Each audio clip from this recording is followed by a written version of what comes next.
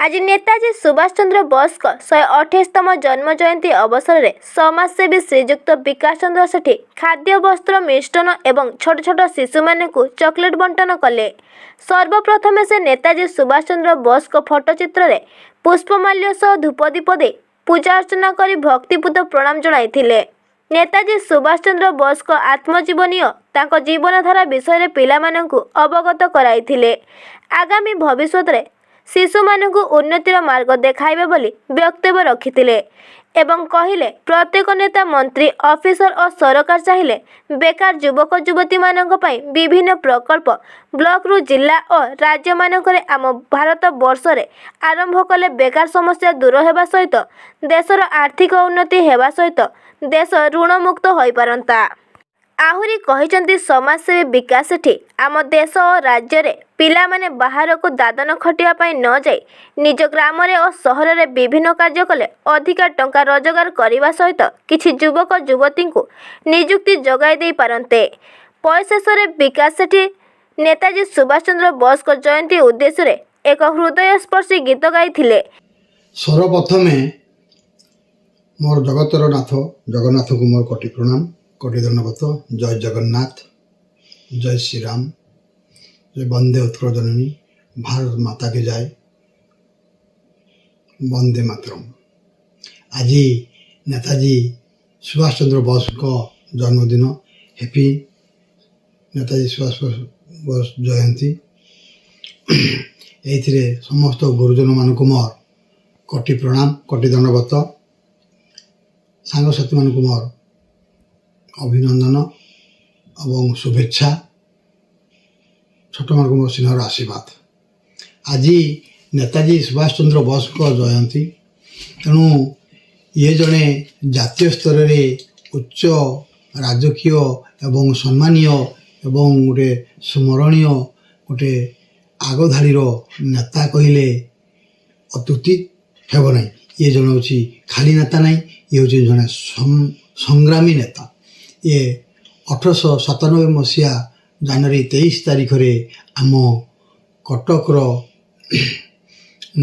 ओडिया बजार रे से जन्मग्रहण करथिले। ए नेताजी सुभाष चंद्र बोस पिता को नाम जानकीनाथ बोस, माता को नाम प्रभाती देवी। ये आमर ओडिशा जेहेतु जन्मग्रहण करथिले, कटकर मिशनारी स्कूल से पढ़िबा प्रथम आरंभ करथिले। तापरे से कटकर रेभेन्सा कॉलेजिएट स्कूल रे से मैट्रिक पास करथिले। यहाँ पर से कलिकतार प्रेसिडेंसी कॉलेज रे से स्नातक सारी से उच्च पाठ पढ़िया पाई एवं पढ़िले एवं आईसीएस परीक्षा रे से सर्वभारत स्तर रे एवं ये से सर्व चतुर्थ स्थान अधिकार करथिले। तेणु सी जड़े संग्रामी नेता, सी चाहिए चाकरी करि पारथान्ते आउ बहुत दरमा पाई पारथान्ते। सी जेहेतु देखिले जे जदि मो चाकरी करिबी इंग्रेज मानक शासन रे रहिया पई पड़िबो, इंग्रेज मानक गुलामगिरी करिया पई पड़िबो, तेणु सी चाकरी करि नथिले। काहेकि करि नथिले? से ए देशर प्रत्येक दुखी दरिद्र गरीब लोकंकर इंग्रेज मानकर शासन को देखी से बहुत कष्ट सहुथिले। तेणु से कहिले जे मु जदि चाकरी करिबी मो देशर ए भारत वर्षर प्रत्येक लोक माने दुख कष्ट पाइबे एवं जंत्रणा सही करी रहिबे। मु चाकरी करी ऐश करी मो द्वारा या हब नहीं। तेणु से समाज सेवा प्रति इच्छा प्रकाश करथिले एवं समाज सेवा प्रति मनोभाव करथिले। ए समाज सेवा पाई से निजको एते परिमाण रे आग्रह करथिले, निज जीवन को राति दिन एक करी प्रत्येक एरिया बुली लोकन को मोटिवाई करुथिले जे तुम माने ये इंग्रेज मानक कबल रू दूरे रुह एवं इंग्रेज मानक पाखु आम केमती दूरेइबा तापे हमको संग्राम करने पड़ो खाली संग्राम कले हेब नहीं रक्त देवाई पड़ो ये रक्त रक्त देवाई पड़ो कहले संग्राम करिया माने युद्ध करने पड़ो ये युद्ध कले रक्त जीव जीवन जीव तुम मैंने मत रक्त दियो मु तुम मान को स्वाधीनता दे बोली सी प्रत्येक भारतीयवासी मान को या कहते तेणु सी 1938 मसीहा और 39 मसीह दुई दुई थर जातीय कांग्रेस से सभापति रही थे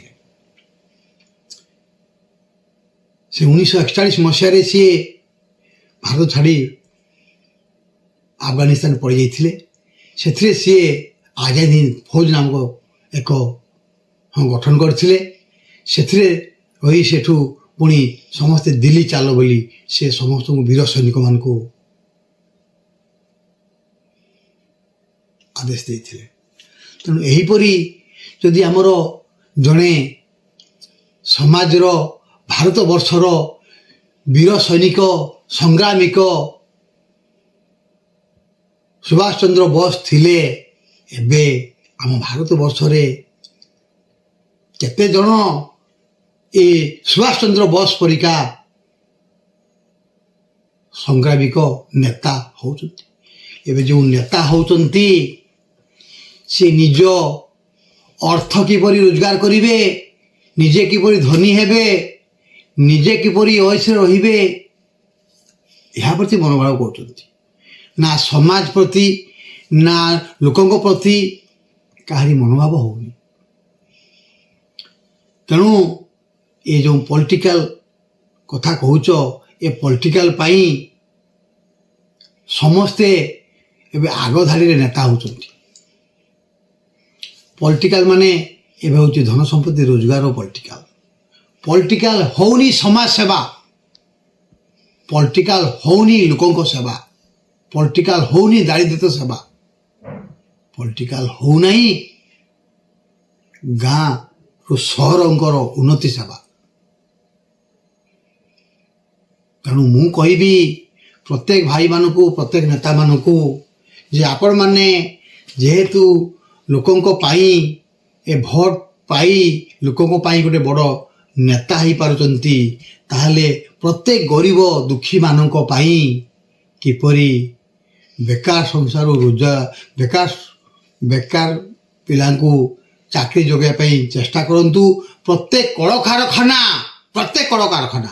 खाद्य वस्त्र आरंभ करी प्रत्येक सामग्री जदि कल कारखाना आमर प्रत्येक स्टेट रे प्रत्येक जिले में विभिन्न प्रकार कल कारखाना आरंभ करा जाता खाद्य वस्त्र आरंभ करी विभिन्न प्रकार सामग्री ताहले आज सब प्रकार जिनिस सुविधा ही पारंता ओडिशा रु कि भारत रु अलग देश को जदि रप्तानी हुए ताहले बहुत धन संपत्ति रोजगार हो पारंता एटा चाहिए मु करि परिबि नहीं ये चाहिए आम भारतर सरकार ओडिशा सरकार करि परिबे आ मु हाथ जोड़ी प्रणाम करुची हाथ जोड़ी नेहुरा होची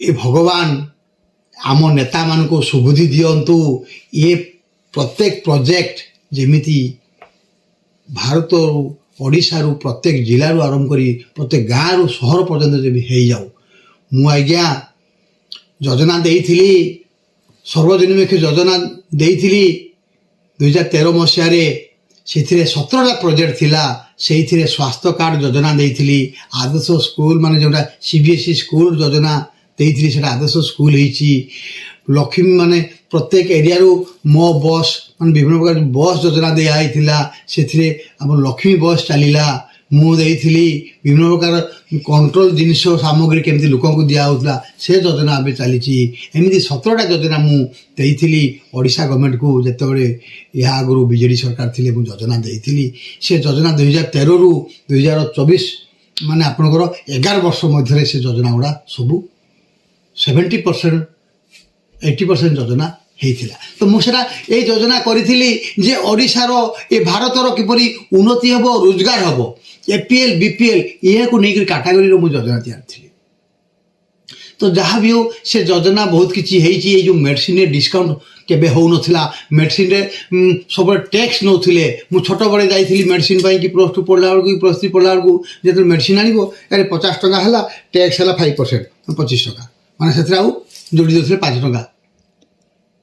50 ଟଙ୍କାରେ 5 ଟଙ୍କା ଯୋଡ଼ି ଦେଉଥିଲେ, 100 ଟଙ୍କାରେ 10 ଟଙ୍କା ଯୋଡ଼ି ଦେଉଥିଲେ। ଏଇ ଟାଇପ୍ର ସବୁ ଟ୍ୟାକ୍ସ ନେଉଥିଲେ। ତ ସେଇଟା ଗୋଟେ ମୋ ମନ ଭିତରେ ଥିଲା।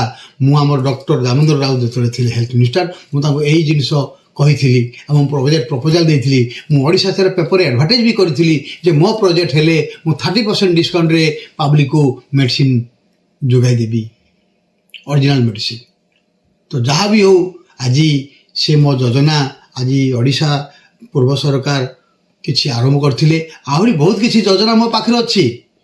ଆହୁରି ବହୁତ କିଛି ଯୋଜନା ଓଡ଼ିଶା ହେଉ କି ଭାରତ ହେଉ ଯଦି ଚାଲିବ ତାହେଲେ ବହୁତ କିଛି ଯୋଜନା ଅଛି। ପ୍ରତ୍ୟେକ ସେକେଣ୍ଡରେ 1000 କୋଟି ଟଙ୍କା ରୋଜଗାର ହେବ, ସେ ଯୋଜନା ଅଛି।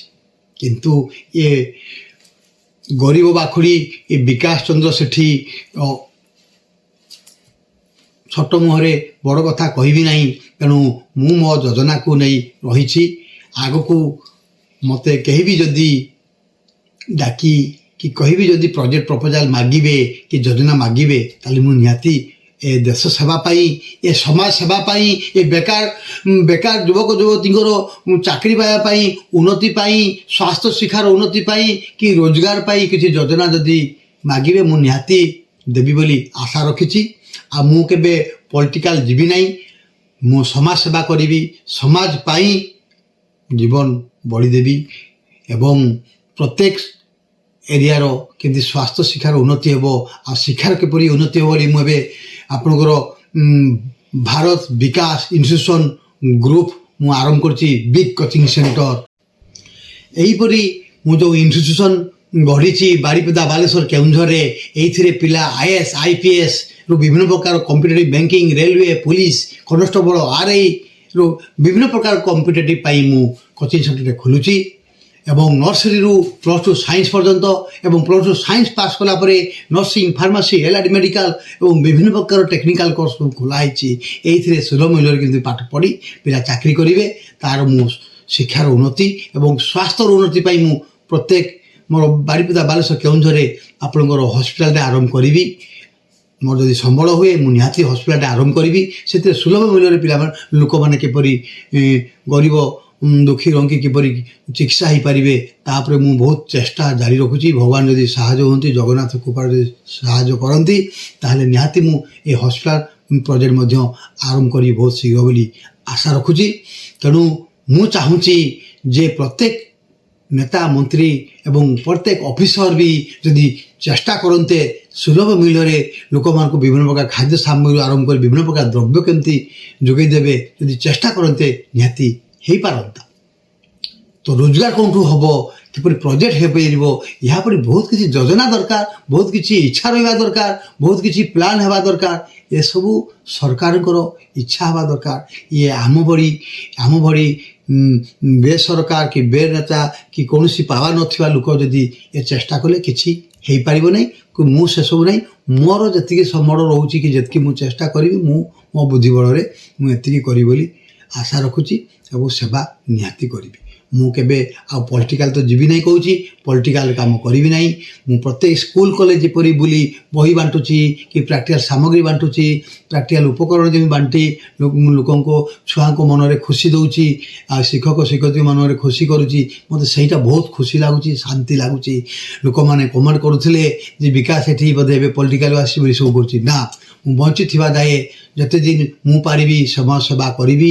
ମୋ ଅନ୍ତେ ମୋ ପୁଅ ନାତିମାନଙ୍କୁ ବି ମୁଁ ଉପଦେଶ ଦେବି, ଜୀବନରେ ଯଦି କିଛି କରିବା ପାଇଁ ଚାହଁ ତାହେଲେ ସମାଜ ସେବା ଆଉ ପ୍ରତ୍ୟେକ ଲୋକଙ୍କ ମନରେ ହସ ଖୁସି କରିବା ସେବାଟା ହିଁ ଗୋଟେ ମାନବ ସେବା ହିଁ ମାଧବ ସେବା, ମାଧବ ସେବା ହିଁ ଈଶ୍ୱରଙ୍କ ସେବା ବୋଲି ଭାବିବ।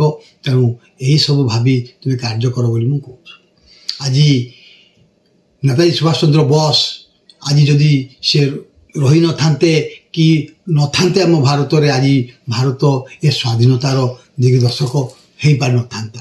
ଯାହା ହଉ ଆଜି ସ୍ୱାଧୀନତା ପାଇଛି। ଏହାପରେ ଆମର ଡକ୍ଟର ଆମ୍ବେଦକର ଯଦି ସମ୍ବିଧାନ ଲେଖିନଥାନ୍ତେ, ସିଏ ଆଜି ଆମର ଭାରତରେ ଏ ରୁଲ୍ ଆଣ୍ଡ ରେଗୁଲେସନ୍ ହେଇପାରି ନଥାନ୍ତା। ଆଜି ଡକ୍ଟର ବିବି ଭାଇ ଆମ୍ବେଦକର ଆଜି ଯେଉଁ ସମ୍ବିଧାନ ଲେଖିଥିଲେ, ଯେଉଁ ନିୟମ ବଢ଼ି ଲେଖିଥିଲେ, SC ST ଏବଂ ଜେନେରାଲ ବିଭିନ୍ନ ପ୍ରକାର ବର୍ଗର ଲୋକମାନଙ୍କ ପାଇଁ ବିଭିନ୍ନ ପ୍ରକାର ରୁଲ୍ ବି ତିଆରି ଥିଲେ। ବିଭିନ୍ନ ପ୍ରକାର ରୁଲ୍ଙ୍କର ବିଭିନ୍ନ ପ୍ରକାର ଆଇନ ଯାଇ ବିଭିନ୍ନ ପ୍ରକାର